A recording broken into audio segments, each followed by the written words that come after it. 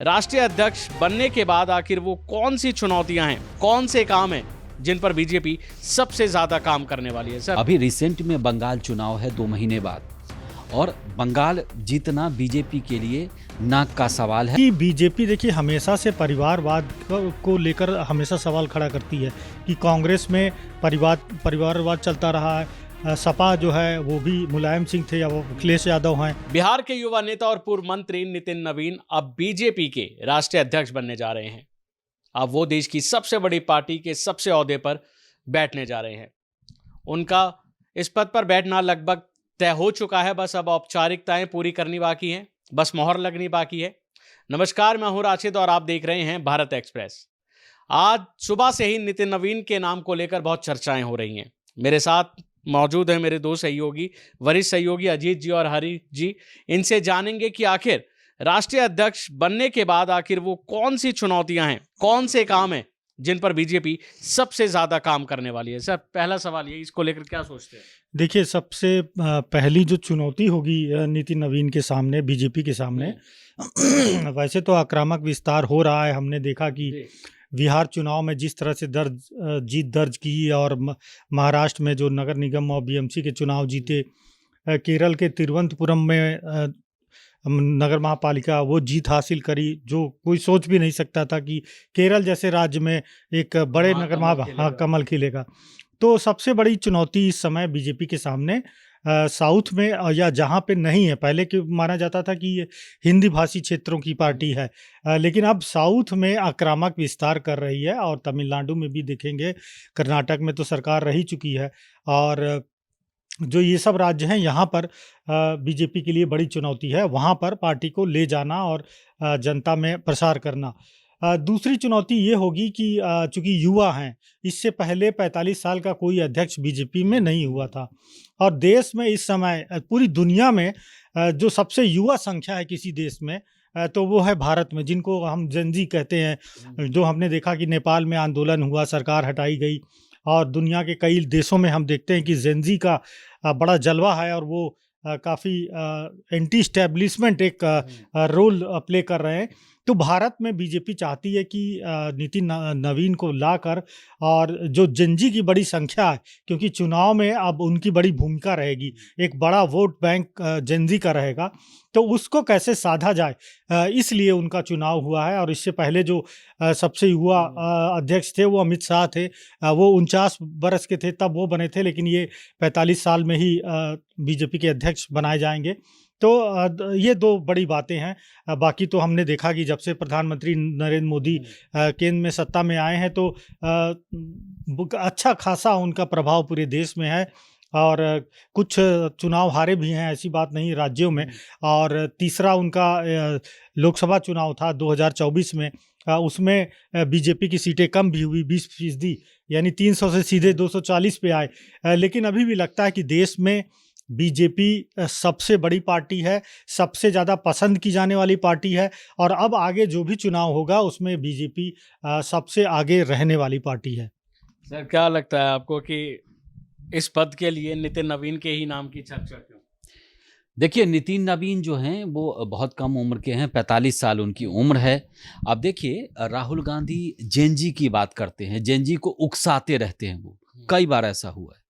लेकिन उनके जो अध्यक्ष हैं, कांग्रेस के अध्यक्ष हैं मल्लिकार्जुन खड़गे, उनकी उम्र मेरे ख्याल 90 साल के आसपास है, 83। तो मतलब ये 45, तो डबल के आसपास है। तो आप समझिए दुगुना से थोड़ा कम है। लेकिन आप देखिए कि एक युवा जो जेनजी की श्रेणी में ही कहेंगे, खींच खांच के आसपास में ही है। तो बीजेपी ने युवाओं को साधने के लिए, उन्होंने बिल्कुल सही कहा है कि युवाओं को साधने के लिए एक युवा को उन्होंने मौका दिया है। दूसरी बात है कि जो नितिन नवीन हैं, इनके लिए चुनौतियां भी कम नहीं हैं। अभी रिसेंट में बंगाल चुनाव है 2 महीने बाद, और बंगाल जीतना बीजेपी के लिए नाक का सवाल है, और बीजेपी ने इसे बना भी दिया है। अभी हाल फिलहाल में जो आपने वो घटना देखी पश्चिम बंगाल वाला, उसके बाद से जो ईडी की कार्रवाई हुई, फिर ईडी के कार्रवाई में दीदी पहुंची, फिर सुप्रीम कोर्ट में ईडी वर्सेस दीदी चल रहा है। सारा मामला कुल मिलाकर के है कि बंगाल जीतना सबसे बड़ी चुनौती है। और अब जीत और हार जो है इनके नेतृत्व में होगी, क्योंकि जेपी नड्डा जो है अब केंद्रीय मंत्री हैं, अब वो बीजेपी अध्यक्ष नहीं रहे। तो मुझे लगता है कि इसके अलावे अभी बंगाल चुनाव के बाद उत्तर प्रदेश में चुनाव है, वहाँ की तैयारी, यूपी जीतना, क्योंकि सत्ता का जो रास्ता है कहा जाता है यूपी से होकर के ही गुजरता है, और वहाँ पर योगी हैं, योगी मुख्यमंत्री हैं, बीजेपी सरकार, हालांकि सरकार के को लेकर के वहाँ लोग काफ़ी पॉजिटिव रहते हैं, लेकिन फिर भी तीसरी बार वापसी करना बीजेपी के लिए भी एक चुनौती भरा रहेगा, लेकिन तब भी अध्यक्ष यही रहेंगे। तो कुल मिलाकर के है अभी इनको मौका तो मिला है, लेकिन चुनौतियां कम नहीं है, और सबसे बड़ी चुनौती बीजेपी को साउथ में स्टैब्लिश करना, क्योंकि तमिलनाडु में बीजेपी मजबूत नहीं है, कर्नाटक में बीजेपी को सत्ता तक लेके जाना है, क्योंकि कांग्रेस इस समय वहां कमजोर हो रही है आपसी खींचतान की वजह से, और बीजेपी को इसी का फायदा वहां पर उठाना है। प्लान भी बीजेपी का यही है। तमिलनाडु, उसके बाद आंध्र प्रदेश में बीजेपी को प्रसार करना है, उसके बाद केरल में, अभी जैसे सर ने बताया साउथ बेल्ट हो गई, साउथ में, क्योंकि आप नॉर्थ में तो हैं लेकिन साउथ में कहीं कहीं हैं और कहीं नहीं के बराबर भी हैं। तो मुझे लगता है कि सिर्फ तिरुवनंतपुरम में जो महानगर पालिका है वो जीतने से काम नहीं चलेगा, आपको वहाँ पर और भी सीटें चाहिए, लोकसभा की सीटें चाहिए, विधानसभा विधायक चाहिए। तो कुल मिलाकर के है चुनौती बहुत है, लेकिन उसी चुनौती में अगर ये अच्छा काम करेंगे तो बीजेपी देखिए हमेशा से प्रयोग करती रहती है, हमेशा से। आप देखिए जिस आदमी का नाम नहीं वो अचानक से राजस्थान का मुख्यमंत्री भजनलाल शर्मा, आप मोहनलाल यादव, हालांकि वहाँ पर वो थे मतलब उनका प्रोफाइल ठीक ठाक था, लेकिन इतना भी नहीं था कि शिवराज सिंह चौहान जैसे कद्दावर मुख्यमंत्री को हटा करके उनको मुख्यमंत्री बनाना। लेकिन बीजेपी हमेशा प्रयोग करती है और ज़्यादातर में कामयाबी मिलती है। आप देख लीजिए महाराष्ट्र में इतने बड़े मजबूत नेता नितिन गडकरी के होते हुए भी इन्होंने देवेंद्र फडणवीस को आगे किया, और आज फडणवीस मतलब महाराष्ट्र में जीत का दूसरा नाम, जीत दिलाने की गारंटी बीजेपी के लिए बन चुके हैं। तो कुल मिलाकर के है कि चुनौतियां तो बहुत हैं, लेकिन चुनौतियों से आगे निकलना ही नितिन नवीन अध्याय की जो शुरुआत है ये उनके लिए रहेगा। दूसरी बात है कि देखिए अध्यक्ष बहुत सारी चीज़ें जो संगठनात्मक काम करता है। दूसरी बात है कि अध्यक्ष को भी एक बड़ा पॉजिटिव ये रहता है कि आपके पास अमित शाह जैसे मजबूत स्ट्रैटेजी वाले चाणक्य कहे जाने वाले लोग हैं। दूसरा, प्रधानमंत्री मोदी जैसे मतलब पूरी दुनिया में जिनकी छवि है और भारत में जो इतने ख्याति है, इतने पॉपुलर हैं, तो कुल मिलाकर के इनको भी उनका फायदा मिलेगा। बहुत मुश्किल नहीं है लेकिन आसान भी नहीं है, क्योंकि संगठन में बहुत सारी चीज़ें होती हैं जो इनको बदलाव करना है या कुछ नया करना है, तो उसके लिए भी इनको ही करना है। और मुझे लगता है कि चुनौती है लेकिन मुश्किल नहीं है, ये अच्छा कर ले जाएंगे। अच्छा सर, अगर मैं कहूं कि अब जैसे नितिन नवीन बनने जा रहे हैं, लगभग तय हो चुका है, कुछ उम्मीदें बीजेपी को होगी इनसे कि बहुत क्या करके लाते हैं, क्या नई स्ट्रेटेजी अपनाते हैं। कई राज्यों में चुनाव है, अब जैसे अभी साउथ की बात हुई, लेकिन यहाँ के मुद्दे और साउथ के मुद्दे थोड़े अलग हैं।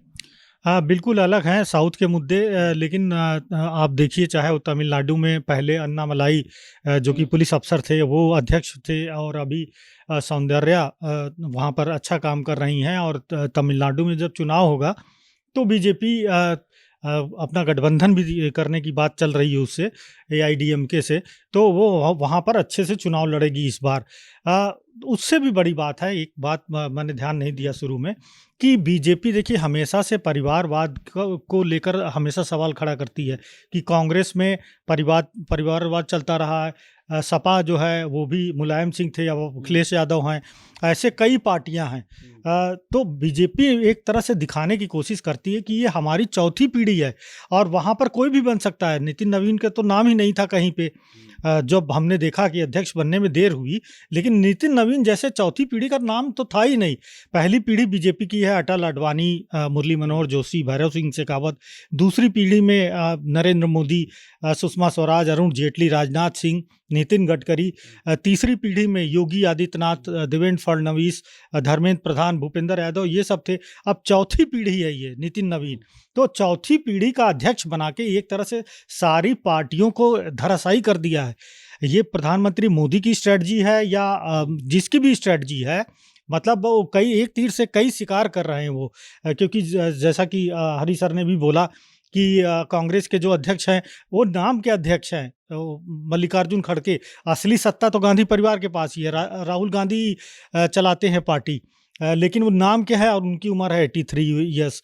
उनकी स्वीकार्यता कर्नाटक में थोड़ा सा हो सकती है, लेकिन पूरे देश में नहीं माना जा सकता। रियल में अगर बात करें तो सब कुछ राहुल गांधी ही करते हैं। तो एक तरह से परिवारवाद पर एक बड़ा प्रहार है ये। और नितिन नवीन को, जो कि एक नए आदमी को, जो कि स्टेट में मंत्री भी हैं, थे शायद, अब इस्तीफा दे देंगे, तो एक स्टेट में मंत्री, राज्य में मंत्री, उसको आपने राष्ट्रीय अध्यक्ष बना दिया, तो एक बहुत बड़ी बात है। तो बीजेपी के लिए आदमी सोच सकता है कि यहाँ पर ऐसा नहीं कि पूरा जीवन हो जाए और सिर्फ एक परिवार के पास सत्ता रहेगी। आपने देखा इससे पहले जेपी नड्डा थे, उससे पहले अमित शाह थे, उससे पहले राजनाथ सिंह थे, हैं, उससे पहले आडवाणी जी थे, और ऐसे तमाम बड़े नेता थे, वेंकैया नायडू, बंगारू लक्ष्मण, कई नेता इस तरह से। और कोई पहले से तय नहीं होता था कि बीजेपी में ये अध्यक्ष बनेंगे। लेकिन आप कांग्रेस देख लीजिए या कई परिवार, लालू के परिवार में देख लीजिए, लालू यादव थे, अब तेजस्वी हैं। तो एक तरह से परिवारवाद पे भी एक ये प्रहार है बीजेपी का। और इससे लोगों में एक अच्छा संदेश गया कि एक नए आदमी को बनाया गया। युवा हैं 45 साल के, राहुल गांधी खुद 55 साल के हो चुके हैं। और कहना नहीं होगा कि कितने चुनाव हारे, कैसे किए, लेकिन कहीं न कहीं उनके ऊपर सवाल ये है कि जब से वो नेतृत्व उनके पास आया है, कोई भी बड़ा चुनाव उन्होंने नहीं जीता है। राज्यों के कुछ चुनाव छोड़ दीजिए, तो बड़ा चुनाव उन्होंने नहीं जीता है। तो ये एक बहुत बड़ा सवाल उनके ऊपर लाया जा सकता है। और नितिन नवीन बनेंगे तो इसके बाद आप देखिए बंगाल में चुनाव हैं, वहाँ पर चूंकि कायस्थ समुदाय से हैं, वहाँ पर भी कायस्थों की एक बड़ी संख्या है।